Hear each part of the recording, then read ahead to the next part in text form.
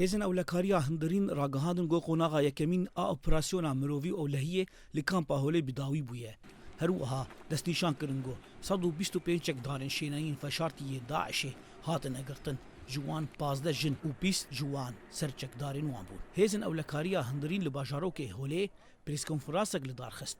Têde peyvedarê fermî yê hêzin ewlekariya hindirîn Elî El Hesen Daxuyanî ji raya giştî re parve kir. فقد تم إلقاء القبض على 125 عنصر من عناصر خلايا داعش النائمة. 125 اندامên şaneyên nivistiyên Daişê hatine girtin. 20 civana berpirsin li ser şana û kuştinkariyan ew ê li kempê çêbûn. Alavên leşkerî hatine dîtin li dema operasyona lêgeranê her wisa alavên elektrînî bû durustkirina bomba jî hatine dîtin.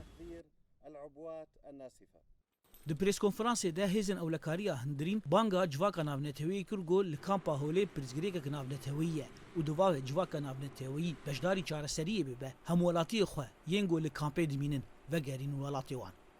نؤكد لكم الآن أنه بالرغم من إلقائنا القبض على العديد Em ji hewara piştrast dikin ku tevî hejmareka endamên Daişê di kempê de hatine girtin û ji wan kar bi destên bilind lê me tirsî li kempa Holê bi dawî nehatiye û berdewam e. Hindî bi vê awayî bitin û hindî civaka nêfnetewî kempa Holê wekû aloziyeka nêfnetewî ya cidî nebînet. Ji ber vê yekê divê çareseriyên guncaw bêne dîtin da welat hevwelatiyên xwe ji kempê vegerîne be. Serkeftina operasyona me bû durustkirina jîngehekî bi ewleh û bi aram di kempa Holê de berdewam nabitin bê hebûna piştevaniya nêfnetewî. Niha deme derfet bête bikarînan bû gihiştin bû çareseriyeka demdirêj. Hêjaya gotinê ya got kampa Holê ya taybet bi malbatê çekdarên Daişê ji 8 beşan pêk tên. Got 2 beş ji wan taybetin bi malbatên biyanî û 6 beşên din yên Sûrî û Iraqî ne. Got hejmara giştî bêtirî 63,000 kesin û piraniya wan jin û zarokin.